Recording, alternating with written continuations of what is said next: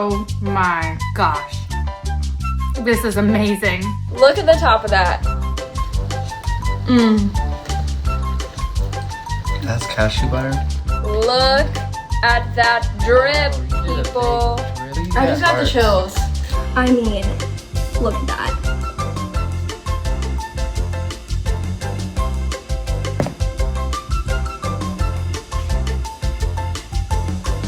I don't have words to say how good this is. Oh my gosh. A freaking Oreo in a jar. How? Gets the people going.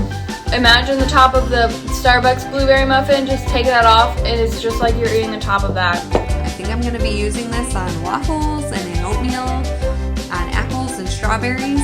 Just wait until you try this cashew butter.